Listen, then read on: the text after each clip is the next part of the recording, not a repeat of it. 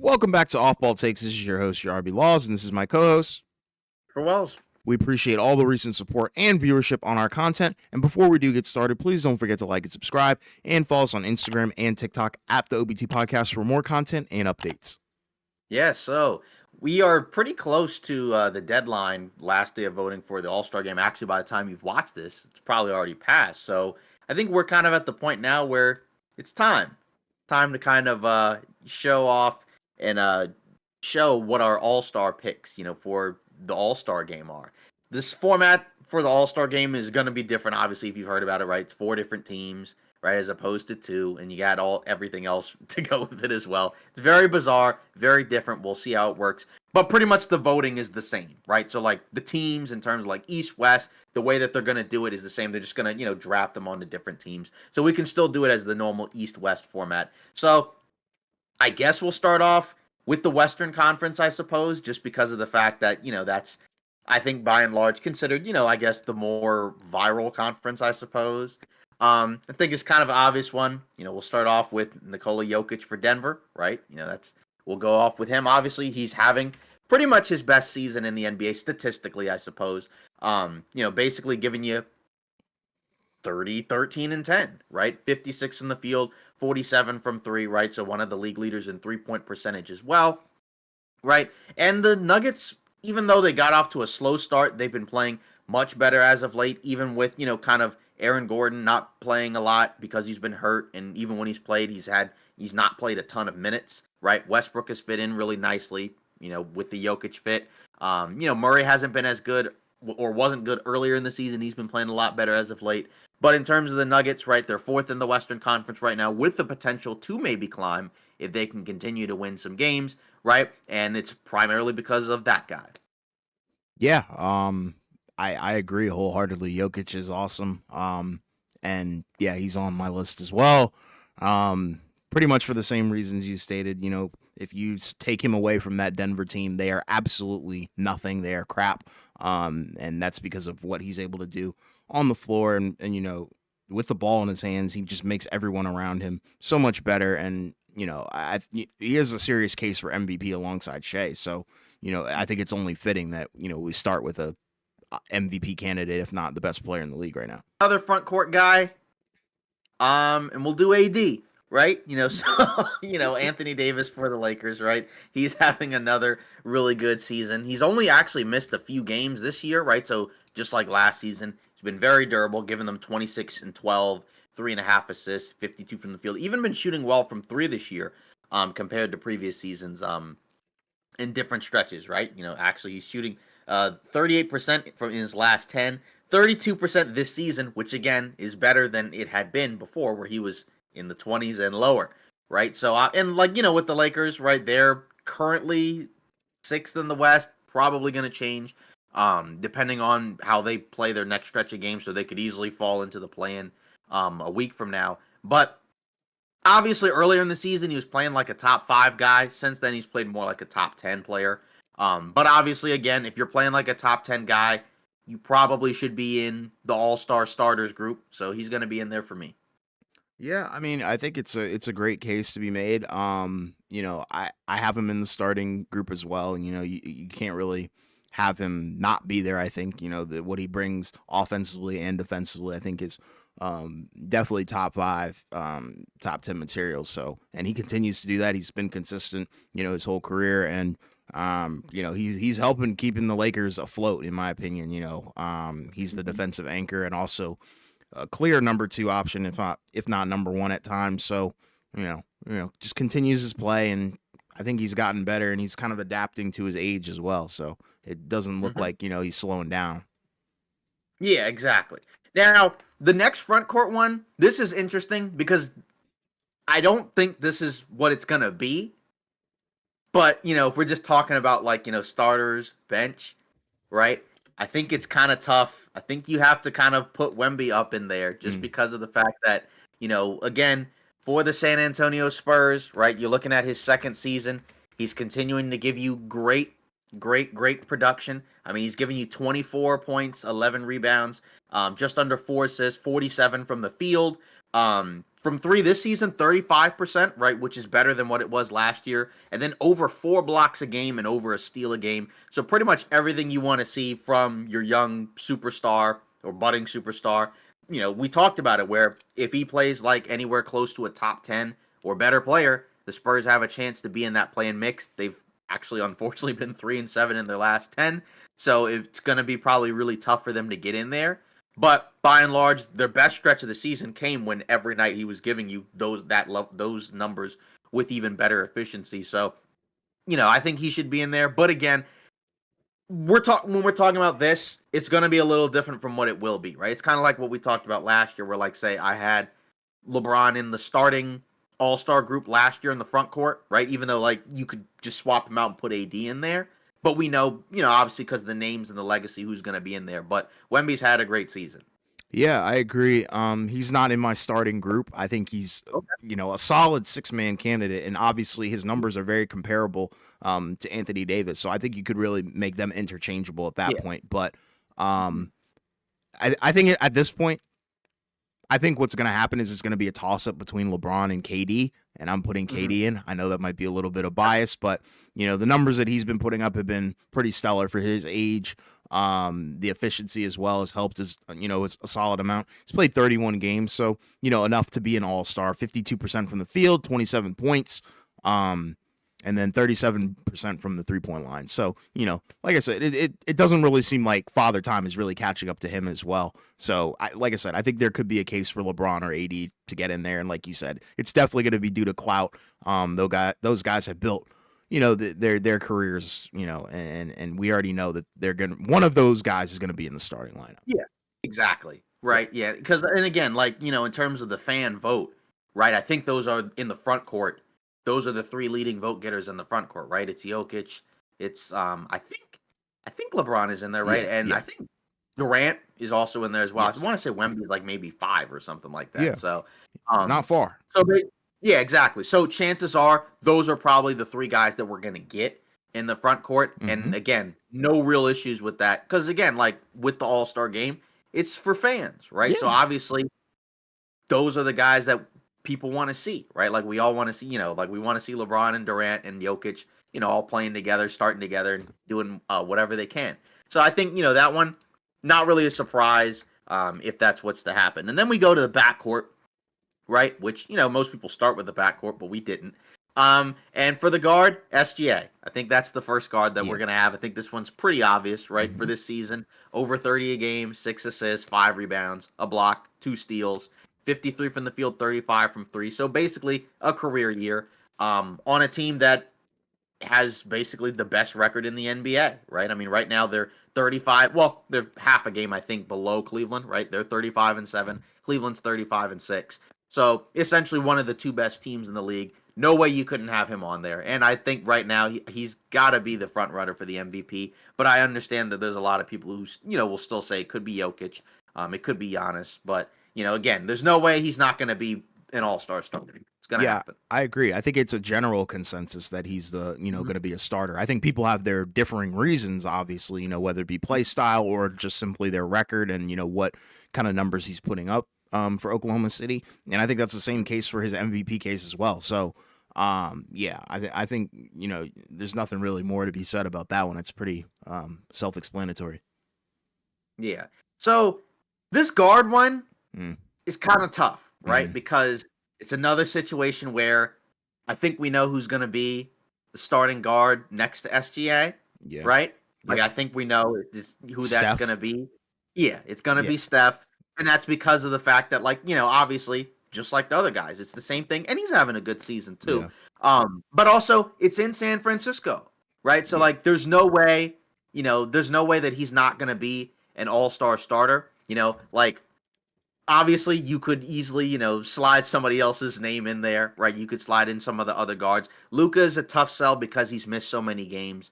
But I'm actually going to have, Steph in there just because of the fact that, like, again, it's just the fact that he's still having, I think, like a good season, even though the numbers are down, the minutes are down. And, again, like the record, they're 21-20, so they're barely above 500, but it would probably be even worse, if he had missed, like 20 or so games. So I'm gonna slide him in there. But again, like you could easily put. I think like Luca would be the one if he was healthy, he'd be the one in there, but he's not. Yeah, So for that's sure. the one where yeah, like and that's what it looked like with the early All Star vote returns. But it's not what's gonna happen. Yeah, Clout is for sure carrying that one. I put him in there just because I think that's what's going to happen. Um, Hmm. I would say a guy like, maybe Anthony Edwards is probably more deserving in terms of his numbers, even though, that team isn't all that amazing either. But yeah, Steph is probably going to be the starter. Exactly. So that was your pick too. Yeah. Yeah, exactly. And Yeah. so again, you got SGA, you got Steph, and then I have Jokic, Wemby, and geez, oh my gosh, yeah, and AD, and Yeah. then obviously yours is like barely different, I right? mean, I Like had it's basically KD instead of Wemby in the starting group. Wemby's still, in the all-star game for me, but just not a starter. exactly.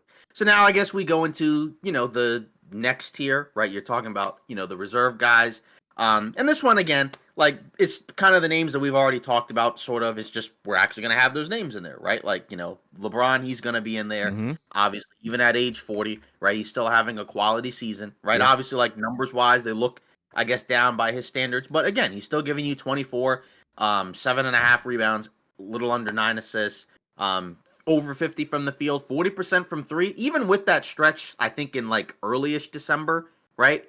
Where he was just, playing really poorly and everybody was kind of questioning like, "Hey, what's going on with this guy?"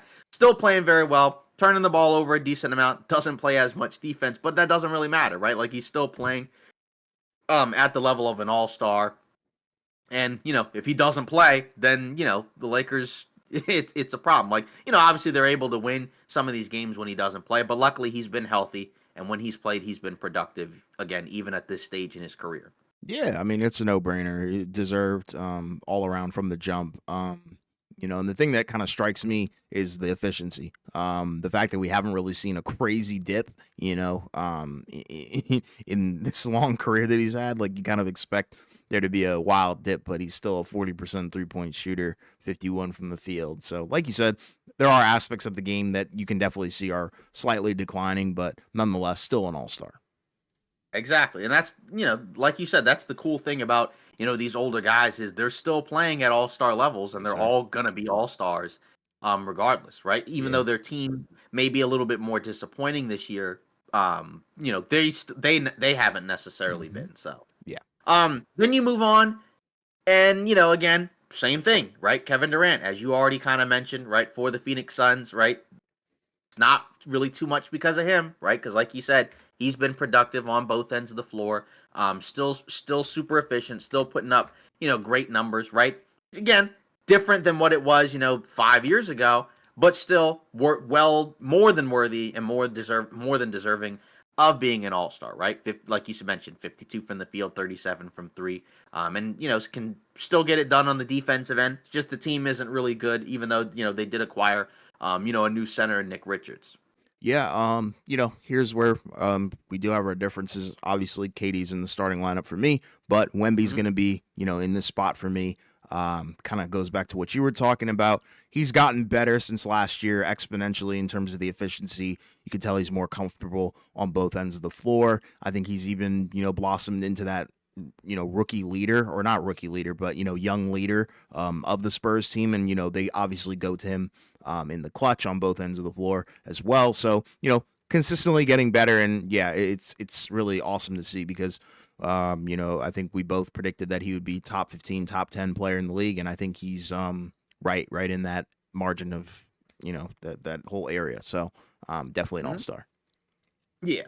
Another guy, another guard, Anthony Edwards, right, for the Minnesota Timberwolves. Obviously, again, it's another guy where, like you said, the team hasn't necessarily been that great, but he individually has had a very good season, right? Again, still giving you 26 a game, 6 rebounds, 4 assists, shooting splits pretty much in line with his career, except noticeably 43% from three, right? On essentially some of the highest volume in the NBA. I believe he leads the NBA in 3-point makes, right? So that's a huge progression for him in his career. The fact that he's improved so much as a 3-point shooter to the point where, again, you can't leave him alone. You can't necessarily, obviously, like when he gets to the basket, that's where he's the most dangerous. Yeah. But he's now at a point where, like LeBron was, right? Like early in his career, like, you'd be okay with leaving him open from three. Now you're not. Same with Anthony Edwards, right? It's just, again, the team isn't necessarily great, but, the All-Star, it's about the individuals, right? So that's kind of the main thing here. And, again, this is what, if you're Minnesota, even though the team success isn't what you want to see, this is at the very least numbers-wise and production-wise what you want to see from Edwards, right? Showing that he can still be, that he can still progress and continue to get better each year, even as a guy who already came in as a good offensive player. Yeah, he doesn't really have a limit at this point, I don't think. Efficiency from the three-point line is going up, like you said. Scoring machine. Minnesota, not too great of a season as a collective, but yeah, I think he's been the highlight of their season, and yeah, for sure deserved to be an all-star. And I think, he brings that fun factor to the game that, some players might not. I think all the ones that we mentioned for sure have so far, but I think he's like one of the top highlight reel guys in the NBA right now. Yeah. So I guess, moving on, this is a guy where I think, he hasn't played as much recently, right? Because he's had some injury issues. But I think, still in terms of the level he's been playing at this season, I think pretty worthy, of being an all-star. And that's Kyrie, right? Obviously, his numbers are a little bit down, like I said, because he's had a back issue. He's now down to 24 games. He was at like 25, 27 earlier in the season, but shooting 48 from the field, 43 from three. And regardless of whether or not Luka's there or not, right? He's been more than productive, being a good leader, being a good guy for that team, right? Especially late in games when they need somebody to kind of play through, even, again, playing defense at times when they need him to. So the progression from him is still there even at this age. Obviously, again, there's got to be concerns about a back issue. Hopefully it doesn't, plague him the rest of the season, right? But by and large, when he's healthy out there, he's been playing great basketball. And we talked about that earlier this season where, Dallas was playing, at a really high level before Luka got hurt. And a big part of that was not just Luka, because his numbers were kind of down to start the season, but Kyrie was actually keeping them afloat for a lot of those games, even when Luka was struggling and during the early stretch when he was out, but didn't miss a ton of time. Yeah, for sure. He's on my list as well. Yeah, he's just been really special, I think. And from the jump, from the beginning of the season, I think we talked about how efficient he was and how vital to the team he is. And yeah, like you said, he was kind of keeping them afloat when Luka was, in and out of the lineup. So I think it's for sure deserved. Hopefully he does play in the games, but yeah, his numbers have been pretty under this year. Yeah.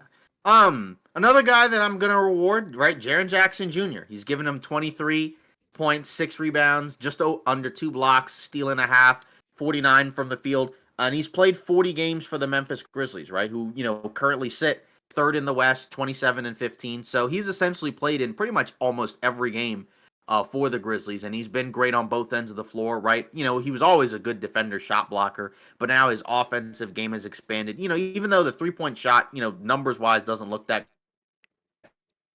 great, he's still dangerous from out there, but now he's expanded to his inside game. He's almost a 50 from the field guy, so still very efficient, and he can get it done even when the jumper's not falling because now his post-up game is there, right? He can also face up and he can attack. So his offensive game is pretty much, not necessarily all complete in terms of like the best in the world, but complete in terms of he's got a very refined offensive game now, and he's not necessarily just like a one-trick pony or anything. So he's can continue to expand his game, and he's been probably the biggest reason why Memphis has been able to stay afloat even in the games where Ja's out. Not that Ja's missed 100 games or anything, but Jaren Jackson Jr. has been the most available for them, and that's one of the reasons why even when Ja's out, they're still able to win. In addition to all the crazy depth. Yeah, he's an underrated player in the league for sure. He's on my list as well. And I think him being at the power forward position definitely helps, years past when they've been riddled with injuries. We've seen him at the center position. And yeah, he struggles at times on both ends of the floor. So for him to be back at the 4, I think is a great thing for him and his career and his development as well. Because I think there's still room to grow. Like you said, his offense is looking more complete, but I think there's still some things that he can work on, and he can definitely get better and better. But yeah, with the record that they have, I think they're going to have multiple All-Stars. Yeah, exactly. Because that's the thing is that, and that's kind of, I think, the question of the debate in terms of what they're going to do with their all-stars, right? Like, are you going to have Ja Morant as an all-star? Because, like, when you look at his numbers, like, they're lower, right, than you're normally used to, right? And he's not shooting that well, but they are up, from where they are. He's just only played in 24 games. So that's kind of the problem there. There's another guy that I'm going to have on here, James Harden. Now, he is shot very poorly from the field, right? Under 40%, 35 from the field. But when you actually look at the Los Angeles Clippers, they're in the playoff mix. Like, right now they're the 5 seed. They're beating the crap out of the Lakers as we speak, so they'll probably, stay, maybe not stay long term, but like they're in the top 5. Kawhi just came back within the last few games, so he's only played in a handful of games. And he's kind of probably the biggest reason, in terms of running their offense, right? Giving them, that playmaking, that veteran leadership, even though again the efficiency is so bad. It's so bad. But just when you look at that team and you look at, what they're able to do on the defensive end, around him, right? And the fact that they're winning these games, it's like I kind of actually do want to have him on here, even though I understand that, like, there's a chance that he won't be on there. Yeah, well, yeah, he's not on my list. Yeah. But I kind of talked about it before.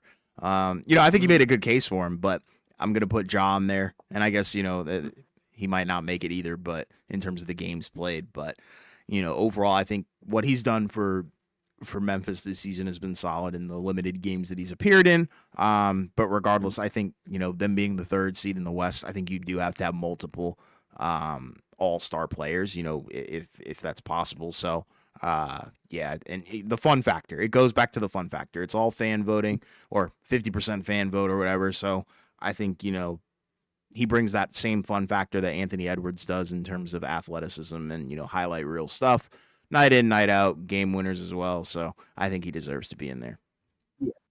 Now, I guess the question is, what's up? There's another team that's sitting in the top 3 in the Western Conference. The question is, will they have any All-Stars? And that's something that we're gonna have to, find out. Yeah. Yeah. And, that's kind of a funny conversation, just because again, my guess is they will probably not have any All-Stars, if I had to guess.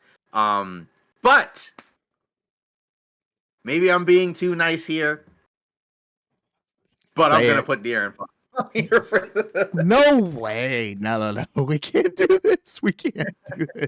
No. I'm actually kidding. I'm actually going to have. Thank God. I'm going to put Alperen. I'll have Alperen Sengun. That's mine. He's giving him. Now, to be fair, De'Aaron Fox has played fantastic, right? So it's not like he can't be on there. But with Sengun, 19 points, 10.5 rebounds, 50 from the field. Shooting from 3, yeah, we don't need to talk about that one. But the fact that he has made strides pretty much in every aspect of his game for a team that's one of the best teams in the league, right? Like, because it's not just in the Western Conference, it's also in the NBA, right? Because again, their record is 28-13, right? So they have essentially they're a top 6 team in the league right now, at least record-wise. Yeah. So that accounts for something. So I think in terms of your all-stars, Houston, they got to have one. Jalen Green has played pretty well as of late, right? Because he is, it's just for the totality of the season. I think Sengun has had, a more consistent level of production. And I think, he's, again, do I think he'll probably be on the all-star list? I'm going to say probably not. But I think if you do put a Rocket on there, I think he's the one that's the most likely to be on there just because of the level of production that he's had. Even defensively, he's not like a great defender, but he has made strides on that end of the floor too. Not that matters too much in an all-star game anyways. So, I think when you look at his numbers overall and what he's, meant for that team, I think he's an all-star.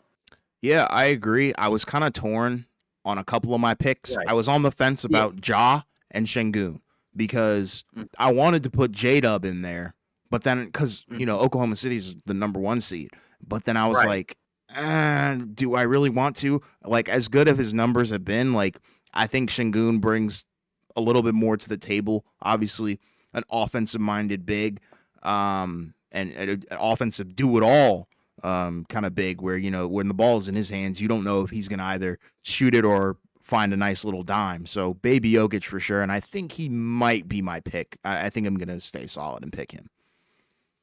Because it's tough. Because again, like you said, Williams has had a great season. Yeah. It's just a matter of again.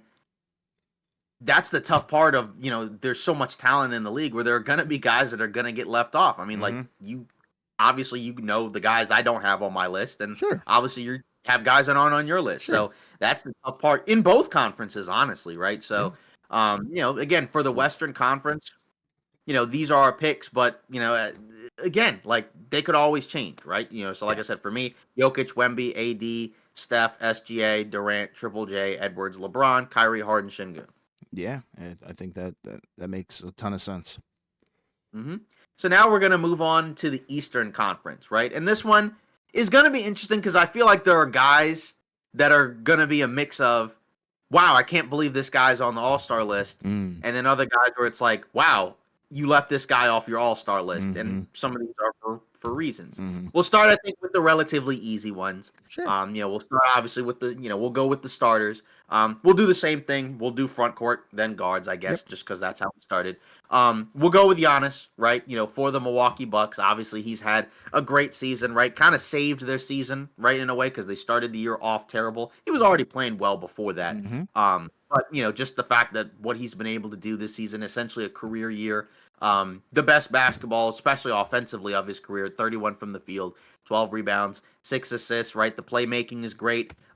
Just under steal, block and a half a game, 60 from the field. So one of the cool things here, he's no longer taking that many threes, which is a weakness of his game. He's not a good three-point shooter. He probably won't ever be a good three-point shooter. But guess what? He's more than making up for that with the mid-range shot, right? One of the best mid-range shooters in the league right now, basically 50+% from there, right? So that's great, right? So obviously that allows you to play through him easier, I think, at the end of the games because, even though he had the reputation as run and dunk man or whatever that was, right? He's way more than that. And he's been more than that anyways, right? But this season kind of completely defines that. And again, he saved the Bucks season. Do I think they're going to win the championship?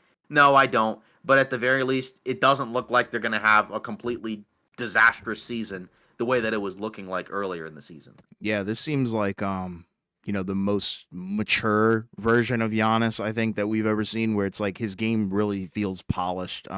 It's smart. It's very efficient, from his spots, and that's why he's on my list as well. No question as a starter and stuff like that. And yeah, he's doing everything, on both ends of the floor. And I think that's the best version of him when he's locked in and he's getting to his spots and it's instant money because nobody can really check that. Yeah, exactly. Right. I mean, that's the crazy part is, even at age 30, he's still getting better. Yeah, that was my MVP pick, but I think, like you said, Shea's got it because of the team record and his numbers are astronomical as well. Yeah, moving on. Jason Tatum for the Boston Celtics, right? Which, we'll get to that team a little bit later in this podcast. But Jason Tatum, again, he's basically having or playing the best basketball of his career, right? Regular season wise. I mean, again, you look at the guy's numbers, 28 from the field, 28 points a game, 9 rebounds, over 5 assists, right? Again, the shooting, right? Pretty good. 36 from 3. I mean, again, that's a little bit lower than his career averages. And again, some of that is like, I think recently they've had some worse offensive performances at times, but he's been their most consistent player, best player, which we already knew anyways, right? And, obviously the conversations that people would have had about, top 5 player, is he that? He 100% is, right? He's been one of the 5 best players in the NBA. Also an MVP candidate. He's not going to get it, right? But he's an all-star starter, no doubt, playing well at both ends of the floor. And, even though the Celtics haven't played quite as well as last season, they're still one of the best teams in the NBA, led by one of the 5 best players in the league. Yeah, for sure. He's on my list as well. No question about it. I think this has been a very good season for him. He started off, I think, a lot better than he has played recently, but nonetheless, still playing very good basketball, 5th in scoring, and I think that's the when you get an aggressive version of Tatum, I think that's the best version, where he's trying to get to his spots and he's knocking down shots. So, the jumper looks better. As of late, it's kind of taken a dip, like you said, with the Celtics and stuff like that. But overall, I think he's had a great individual season. So, yeah, he's definitely a starter for me as well. Yeah, exactly, right? Like the pull-up threes, Yeah, right, and everything. Like you're pretty much getting everything you want to see. And like you said, the numbers are down from where they were earlier because he and the team haven't played quite as consistently for well sure. now. But that doesn't take away from the season he's had. Yes. Then we move on. Another front court guy, right? New guy in the Eastern Conference, Karl Anthony Towns, right? For the New York Knicks, right? Basically playing the best basketball of his career. Now, obviously, he got hurt a couple games ago, right? So, we'll see, if that is something that lingers, right? But either way, he's obviously played more than enough games, right? 38 games. He's given them 25 a game, 14 rebounds, right? Three assists, steal just under a block, 55 from the field, 45 from three, right? Pretty much everything for the Knicks offensively, especially that they could have asked for and then some, right? Just a perfect pairing.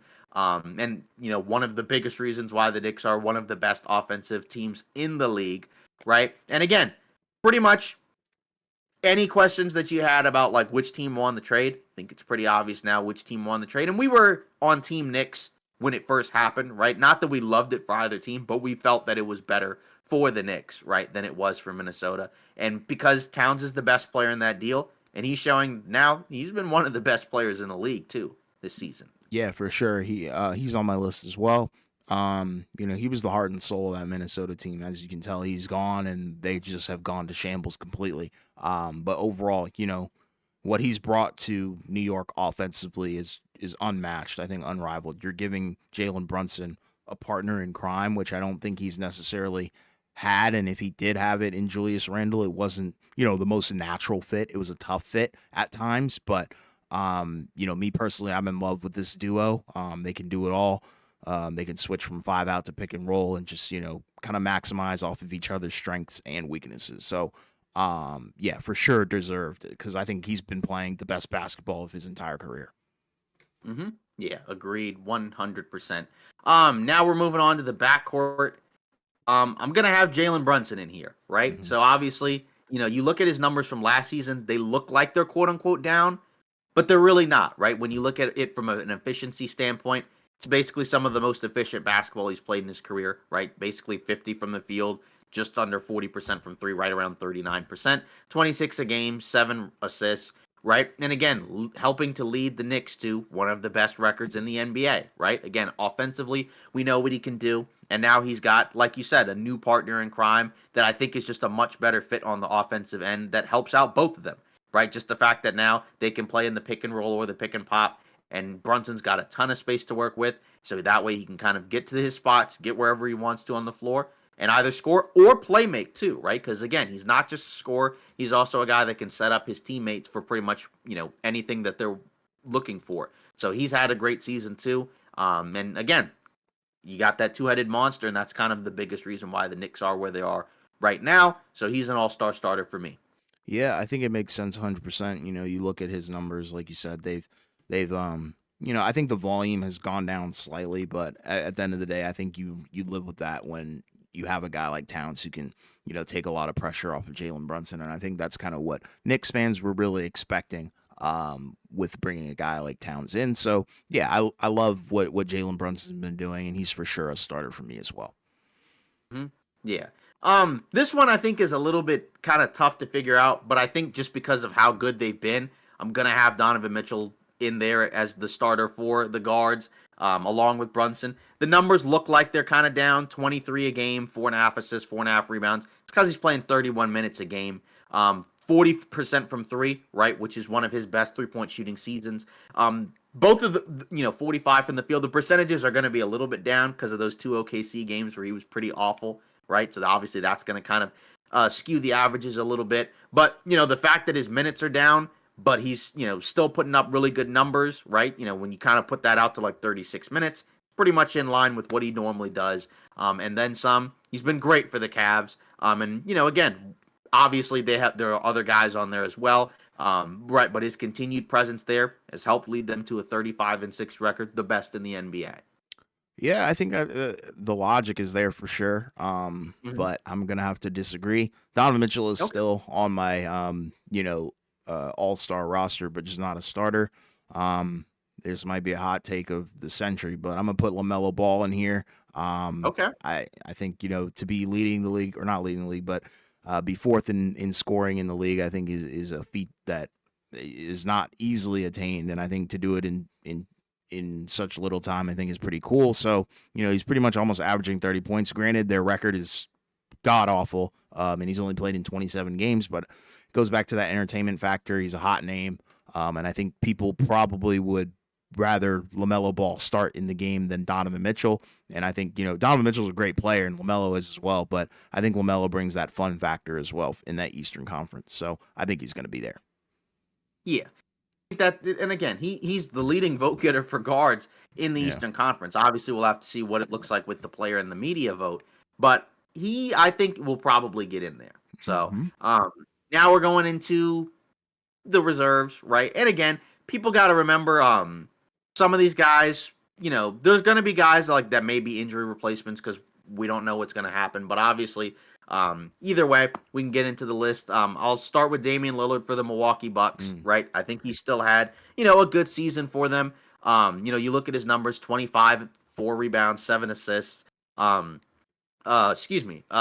45 from the field, 39 from 3. So his numbers, I think, look better, right, than they did last year. And I think just the duo overall has been better. And just seems like it clicks together more than it did last season, right? I think, people have talked about all the different factors for last year, right? Obviously moving to a new place, some personal stuff that was going on, right? And also just, I think, coming into the season not like in his normal condition, right, in terms of shape or whatever. But this season, I think he's kind of cleaned that up, patched that up. Again, there's still games here and there where, the production is weird, but by and large, he's been very consistent for them and very effective for them. So he's easily, I think, an all-star again. Yeah, I don't have him on my list, unfortunately. But I do like the thinking. I really do like the thinking. The guy who's up next for me, I think this one is kind of not came out of nowhere, but it's a good thing. It's Cade Cunningham. As a Cade Cunningham guy who wasn't really super duper high on him, I would say, in the past couple of seasons, to see him emerge is pretty cool. He's averaging 24 points per game, 6.5 rebounds, 9.5 assists. So that's third in the league. For a big guard, that's pretty sick. And they assembled a roster around him that actually works somewhat. So the Pistons are pretty competitive. And I think with his leap and what he's been able to do, I think it deserves an all-star spot for sure for me. Yeah, and he's on my list as well, right? Cool. For basically the same reasons as you put out. I mean, again, the Detroit Pistons, they're on track to possibly make the playoffs. I mean, of course, you have the play-in, so we'll see what happens there. But for now, right, especially with the way the Sixers have been, they might actually get into the playoffs for the first time in quite a while, right? I mean, like, it's been a little bit. I mean, I guess you had that Blake Griffin, Andre Drummond group, I guess, that made the playoffs. Yeah. You had the one with Drummond and Reggie Jackson. But they haven't had a lot of playoff teams, right, in recent memories, right? And this one might be able to get in. Obviously, they had some bad luck with the Jaden Ivey injury, but Cade Cunningham, as you mentioned, has been the real deal. I didn't sell my stock, but obviously at different points, it was looking kind of rough for me, right? In that second season, he didn't play a whole lot. Last season, right, I don't think it was necessarily his fault. I just think the team was not managed very well and just also wasn't that good. And I think now the fact that you see the personnel that they're able to put around him, they have some actual shooters out there, they have some actual vets out there, and now you're getting the best version of him, like you mentioned, right, where, again, passing-wise, he's one of the league leaders in assists. He's got the ball in his hands a lot, obviously, but he's still been very efficient. Yeah. That three-point shot's looking good. Yeah. Turnovers is really the only issue, I guess, if you want to talk about the offense, right, over 4.5 game. But that is going to happen, in fairness, when you have the ball in your hands a lot. He can post up, which is great, use his size, and be effective there. So pretty much as good of an offensive game as you would like to see from a young player, right? And I think that we've talked about it, levels that he can even get more up to, right? But for now, he's more than played at the level of an all-star. I'm curious to see if, could he even bump up to that all-star starter mix? Probably not, just because of the fan vote. Yeah. But, if he was in there, I wouldn't really complain about it because he's been one of the best guards in the Eastern Conference this season. Yeah, his rise has been amazing. And my next pick is a guy you talked about earlier, Donovan Mitchell. He deserves to be here, for sure. And I think his individual numbers, they're pretty good. They're all-star worthy. I just didn't think they were all-star starter worthy. I think there is a big difference in the popularity. He's one of my favorite players, so um, for sure deserves to be in there. And with the team success, you're probably going to notice a trend with my picks. But yeah, I think his numbers will definitely translate to the playoffs and all that stuff. And I think that's what really matters for this team and, him individually. We really kind of want to see, can it work in the playoffs? But regular season, we kind of already knew that he was going to put up numbers and be an all-star. So pretty much guaranteed. Exactly.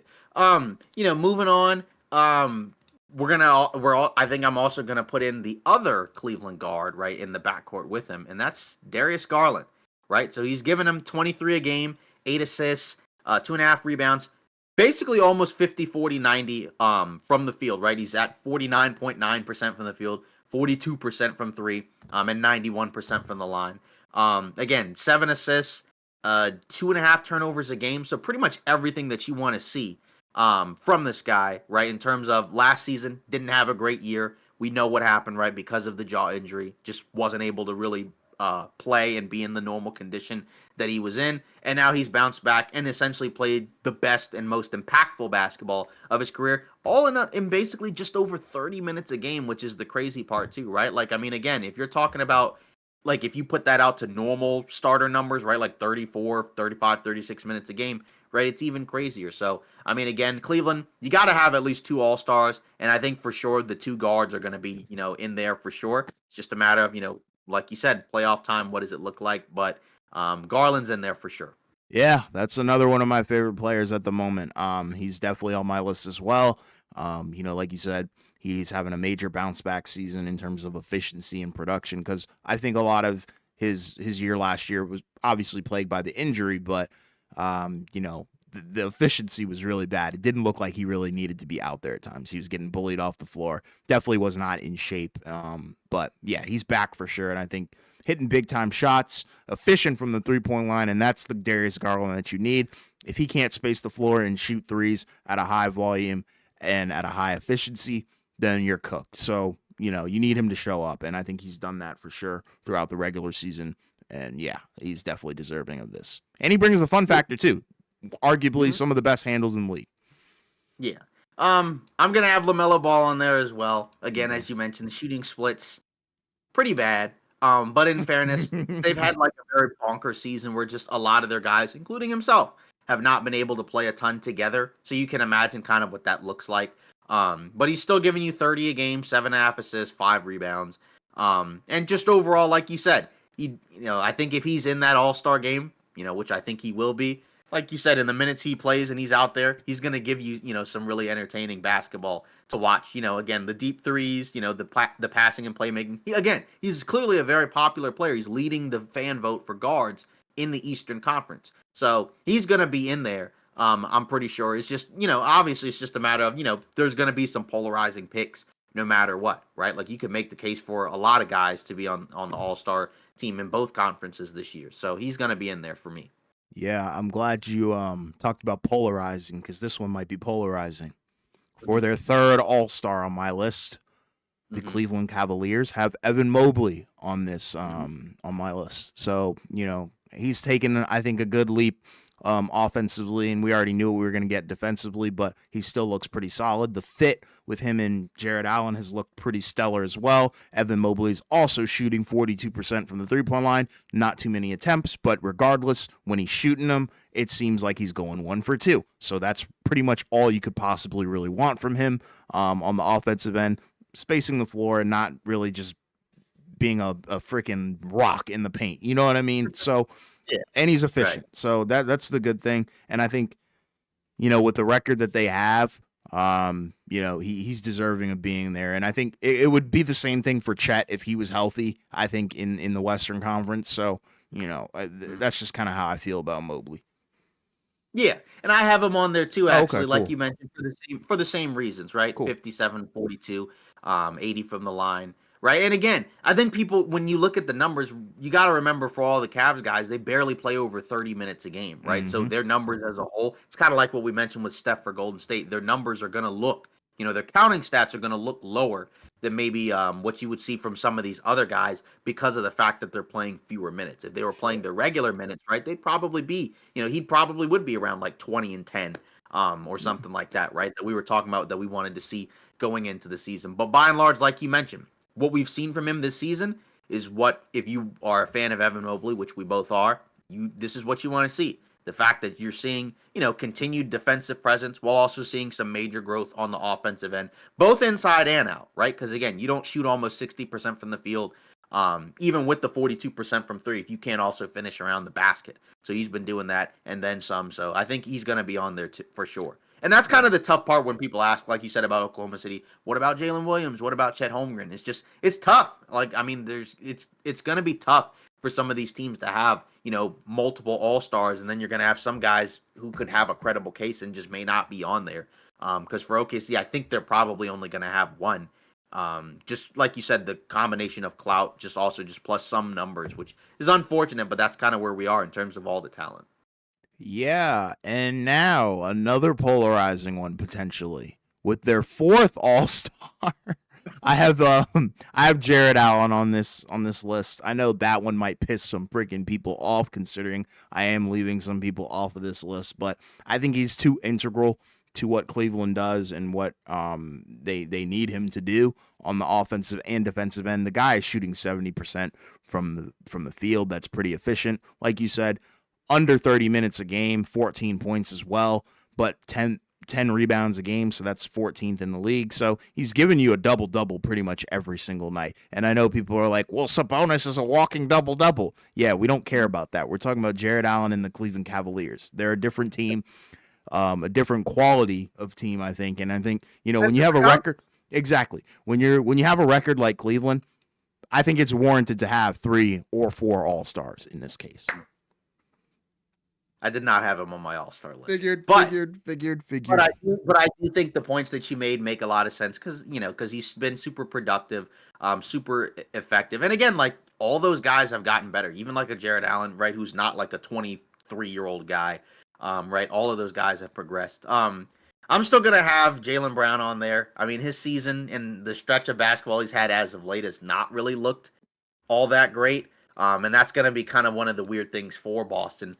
But I think he still played, I think he still had a quality season, for an All-Star. Again, the numbers down 23 a game, 5 assists, 6 rebounds. The shooting splits aren't really all that great. But again, I think he still played more than well enough to be an All-Star because he's still an important integral piece to what they do. Yeah, I have him there as well. I think you can't really argue with the fact that with a team like Boston, they're number 2 in the East. They do have to have 2 All-Stars, I think, at least, if not at most. I don't think Derek White is going to get in. So, I think you have to put him in there, especially for what he does on a night-in, night-out basis. And defensively, you have to kind of acknowledge that as well because he does a lot of work on the defensive end as well as the offense. So, yeah, deserved. Yeah. This last one is going to be really tough because again, there's like so many, there's so many pieces and like so many guys where it's going to be tough. And to be fair, like again, it's not a season where he's like shot the ball all that well. I know where you're going with this. I like this. Yeah, it's not a season where he shot the ball all that well, but I think he's still been a very impactful player. And that's Trae Young of the Atlanta Hawks. He's giving you 23 points, 12 assists a game. Again, shooting splits, like I mentioned with Harden, don't look very good. But when you actually watch the games and you see, what he's able to do for that team in terms of running their offense and getting guys where they want to go, and they have some good players around him as well. You got guys like Jalen Johnson, right, who could easily be, on this list if he hadn't missed so much time as of late. I think, because the injury, I think, has impacted some of his numbers. Other guys, right, like, again, DeAndre Hunter, Dyson Daniels, right, Risa Shea is the number 1 pick, and guys like that. But just as a whole, the Hawks have been, I think, better than what I think we expected going into this season. Even with his numbers not looking at that great, he's been actually playing offensively much better, in my opinion, as of late, right? Like in his last 10 games, he's shooting almost 40 from 3, almost 30 a game and 11 assists. But as a whole, again, even though efficiency-wise, it's not a great season, we kind of talked about it from the perspective of if you're the Hawks, ideally you don't really want Trae Young to have to average almost 30 a game, Hmm. because of the fact that now you have some more guys that can help you on the offensive end as they kind of continue to try to find and figure out where do they really stand in terms of the Eastern Conference. But it is a tough one, but I think I'm having him on the list. Yeah, I agree. That was my last guy as well. I think if you're leading the league in assists, you're automatically an all-star, in my opinion. We've seen it with Tyrese Halliburton, so I think Trae Young definitely deserves to be here. And with the whole efficiency thing, if you watch Hawks basketball, you pretty much know they don't really have a lot of guys who can do a bunch with the ball in their hands, like in terms of facilitating and stuff like that. So everything kind of runs through this guy in the first or second unit. And yeah, I think that's something that they do need to address, in my opinion. But regardless, that I think is why his percentages are a little bit lower. But regardless, still leads the league in Right. assists and has made a lot of those guys on Atlanta a crap ton better.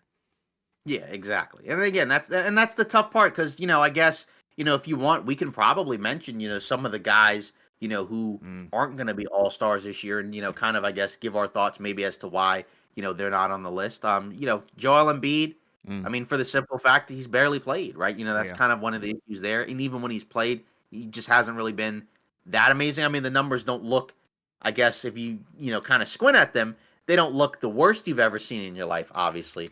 But it's just again not enough games. I mean, how many games has he even played this season? I mean, has he even played 20 games? He's at 13 games, 24 a game, 8 rebounds. Just not good enough and not healthy enough. So that's kind of the obvious one. I think that doesn't really need a whole lot of explaining, honestly.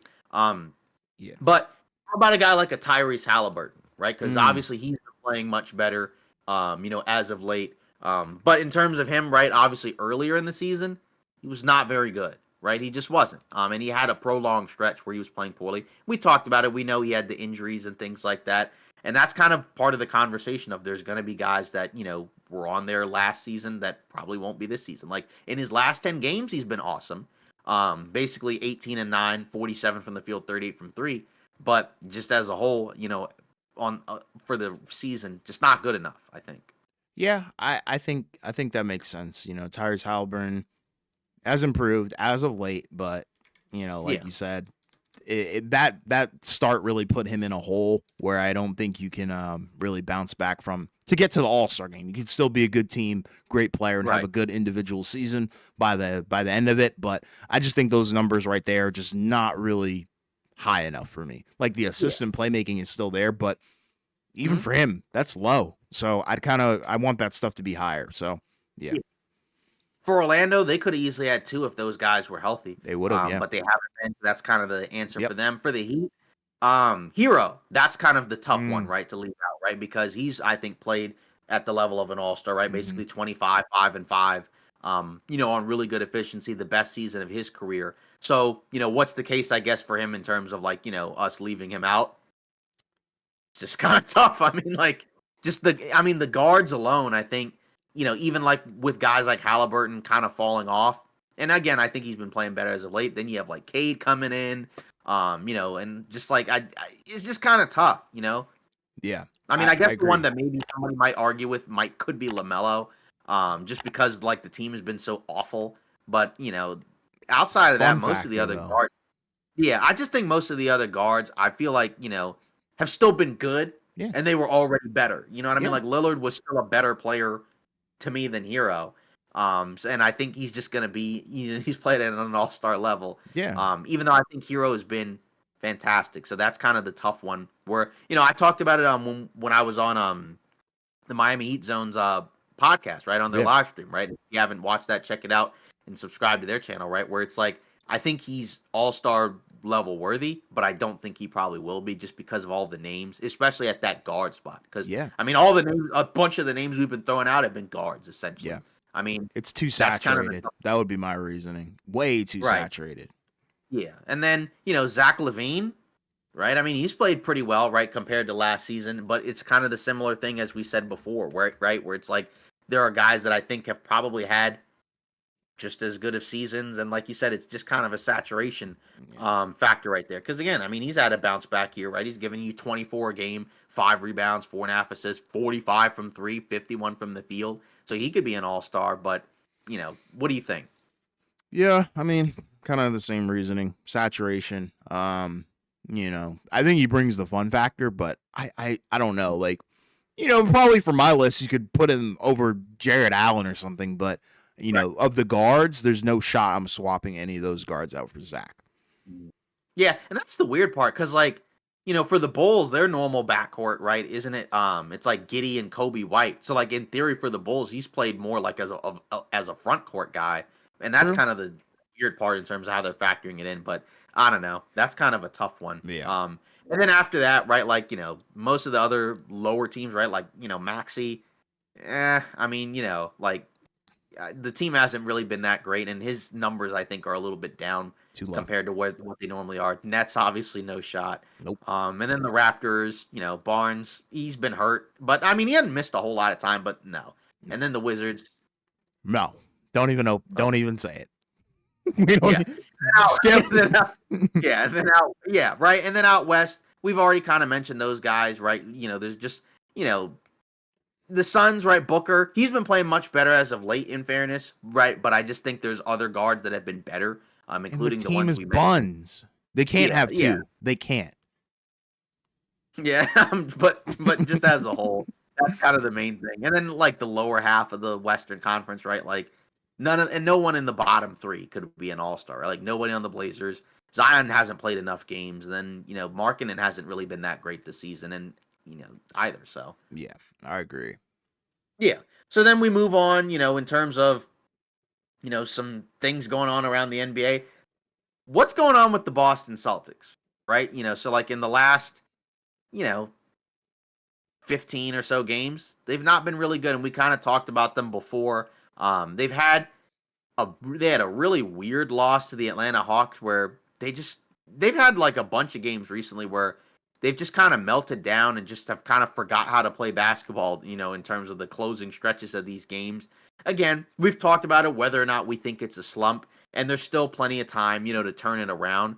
But this is probably going to be one of those over-unders that I think we're actually going to probably not hit. I think I had like a slight under, so maybe I might actually be able to get it. I'd have to go back and look. Mm-hmm. But their over-under, right, was like, wasn't it still like around 60 games? And I believe so.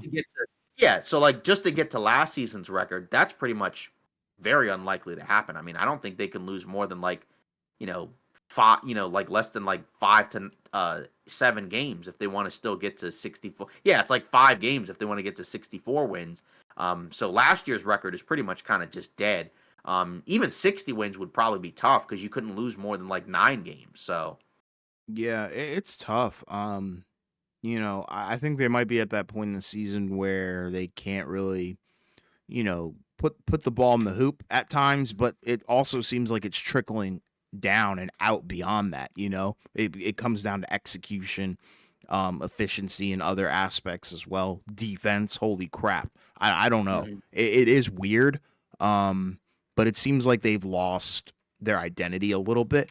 But I don't think it'll stick. I think they'll get through the break, the All-Star break, and probably be pedal to the metal and be locked in on their goal of winning another championship. But yeah, I think they've kind of been put under a magnifying glass because of the championship aspirations and expectations. A lot of people do have them going back to back, so I think that's for sure a reason why it's being reported on, and every little thing that they're doing wrong is being magnified. But at the end of the day, that's kind of the brunt that you have to bear when it's like you're the favorite to win the championship. So we got to ask the question, why don't you look as dominant as last year, considering you didn't change much and your players arguably are supposed to get better and they look better towards the beginning of the season, but as of right now, they aren't looking too hot. Yeah, that's the tough part. So we'll see if they can kind of, kick it into gear. They have another Western Conference road trip coming up against some teams, so maybe they can get back into the swing of things with that. We'll see what happens because some of the teams that they'll be playing against, right, are either decent teams or teams that are going to try to beat them, right? Sure. Like again, they'll play the Warriors on MLK Day, right? So obviously, when you're watching this, they'll probably play them. They'll probably have already halfway through that game by the time this episode comes out. Sure. Sure. Actually, funny enough, I think they also play, if I'm not mistaken, the Clippers. They play the Lakers. They'll play the Mavs. So they have like some teams that they should be picking up some wins again. So we'll see if that, how that goes. Again, I think by the time we get to like February, like, a month from now, we'll have, I think, a good idea. Again, I think it is a slump and they're not playing very well right now, but I still believe in this team. So I think they can get back on track. Yeah. The New York Knicks, 4-6 in their last 10. And now, Towns he's hurt, right? So he's kind of missed, I think, a few games, if I'm not mistaken, as of late. Even before he got hurt, right? They were kind of losing some of these games because, again, they've only won 4 of their last 10, including some tougher losses, right? Like a game in which they lost to Oklahoma City, right? Where they got blown out in that game, right? We talked about that a while ago. That was a big matchup. They lost to the Magic, right? Where they didn't have Paolo or Franz in that game. I don't even think, was Suggs in that game? I guess, was he even in the game? I don't even remember. In the Orlando one? Yeah. No, Suggs was not there. He was not available. That was Cole Anthony. Yeah, that was the Cole. Yeah. They lost to the Bulls, got blown out by them. Lost to the Thunder again. So they've had some not so great performances in their last games. And again, like the Pistons one, that one stunk, and I think that was the game that Towns got hurt in, if I'm not mistaken, right? Because I think he smacked the backboard or something like that. Towards the end of the game. And then the Wolves they recently played, that was without Towns. They got crushed in that game. So, again, obviously in the last few games, right, you can kind of just point to, Karl Anthony Towns was out. He's been one of their best players. He's super important to what they do. They don't have a ton of size in the front, in terms of the center spot outside of him, honestly. And then there's also the factor of, like, even when they're healthy, their guys play a ton. So maybe this could just be a stretch in the season where guys are kind of fatigued. Maybe they're wearing down a little bit. Maybe they can hopefully get some rest. But, this point of the season is where not really a whole lot of time to rest. Because in January, you play a ton of games over the course of this month. So you kind of have to get to the All-Star break in one piece. Yeah. Similar story to Boston, I think, where, it's that time of the month where, you can't really put the ball in the hoop. And I think that's kind of what's going on. Although defensively, they've been, I think, a little lackluster, but you're really hurting because you don't have Towns. And I think that's the problem. Like, when one of these guys misses time, their starters or one of their integral pieces, that's where you're really going to see that this team does have some clear weaknesses. They don't have depth. Simple as that. Because look at who you're putting out there instead of Towns, And it's not that Precious Achiuwa is bad or anything like that. He's just nowhere near what Towns can bring to you. So, you're super talented at the top end, but at the lower end, you have some okay-ish players, not super duper quality players coming off the bench. So that's, I think, the problem.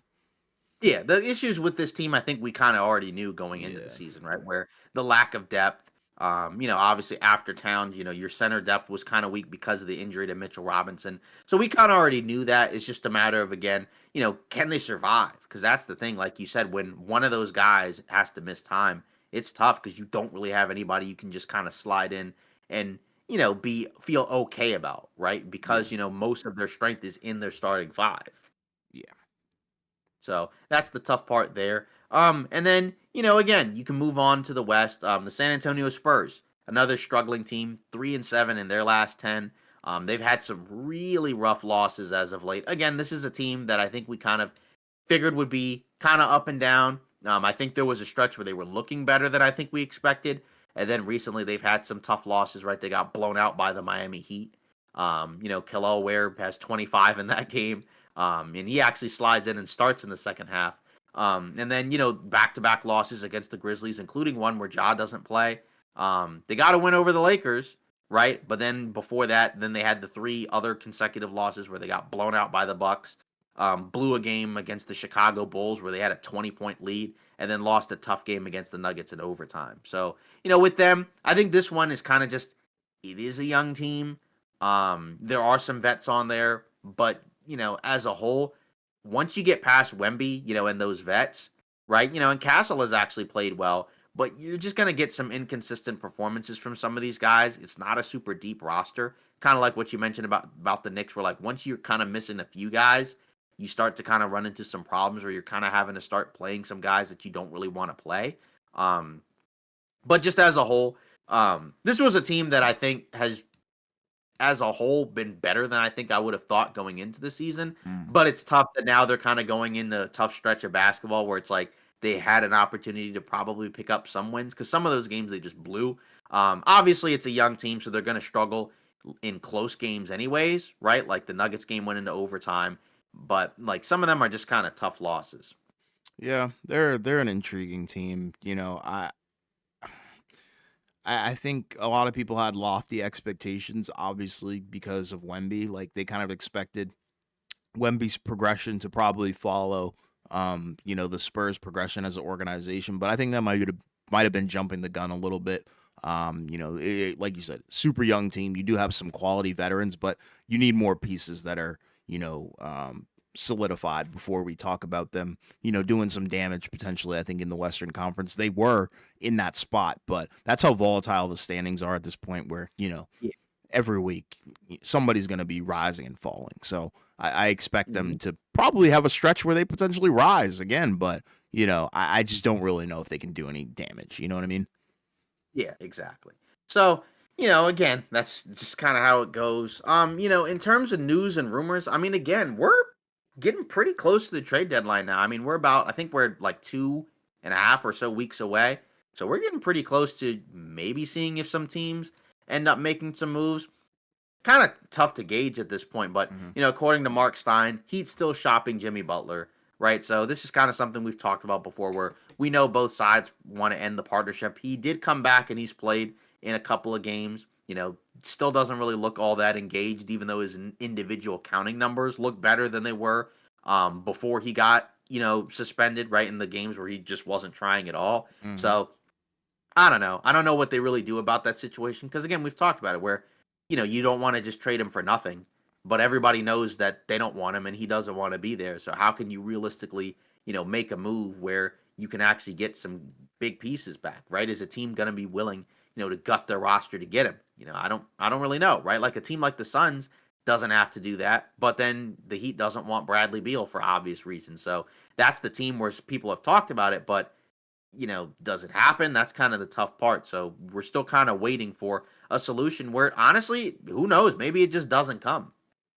Yeah, I mean, yeah, that could be possible, but then it's like, well, you've pretty much destroyed any chances of hope of probably going anywhere because the chemistry is so all over the place. But regardless, yeah, I think I want them to end this kind of swiftly, if I'm going to be honest. The dragging out is a little bit too much. But, that's not really up to them or up to us. It's up to Miami to really find a deal that they're comfortable with, and I guess one that Jimmy's comfortable with as well. Yeah. And then moving on, some more Cam Johnson rumors, right? So according to the New York Post, the Brooklyn Nets are unwilling to move him for less than 2 first-round picks or the equivalent thereof. We'll see if they get that. According to Jake Fisher, also, the Pacers and the Kings, are interested in him. And then there's also what's been mentioned, according to the Athletic, is the Cavs are also interested in Cam Johnson. So those are three teams. Again, he's a guy that can easily fit onto a lot of those teams. Obviously, his contract is not really small. So, it's not really a guy that you can just kind of give up a bench guy for. But, I don't think there's really any questions or concerns about the fit. It's just a matter of like, which teams is he most likely to go to and, what's the most likely return that the Nets will get. Because I don't think it'll be 2 first-round picks, but could it be one? It could be one. I don't know if it'll be unprotected, but I think one could probably be realistic. And then it's just a matter of which of those teams wants him the most, right? Like if it's the Kings, what's the package for Cam Johnson, right? Is it, like a Keegan Murray, and stuff? For the Pacers, what is it? Is it like Neesmith and stuff? And then for the Cavs, what's that package, right? Could it be like a swap of like Karis LeVert and things for him? I don't know. So that's kind of the question there. If he were on the Cavs, that'd be crazy, right? Because he kind of as a shooter would fit, into what they want to do. Because they make it work, right? Because they have other forwards like a Dean Wade or a Max Strus or a Karis LeVert, right? Johnson, I think, is probably closer to a more traditional wing. But either way, I don't think they necessarily have to do that. But any of those teams, again, it would be fine. It just is a matter of like which one is the most likely. And I don't know if the Cavs are going to make like a move like that, right? Like it's probably just more so a smaller one because that would be like a decent one. That would be, again, probably be moving a bench guy and just sliding him into the starting five, but still.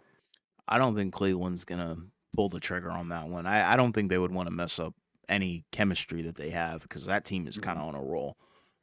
Yeah. I do like it for the other ones. Like I think Sacramento is not desperate for a change, but I think they do need to get Murray out of there because it ain't working. Yeah. So, we'll see what happens there.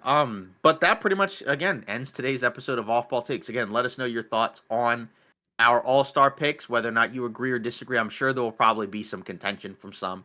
But let us know, and we'll read it in the comments, at the beginning of the episode. So again, continue to like, comment, and subscribe. We'll see you in the next episode.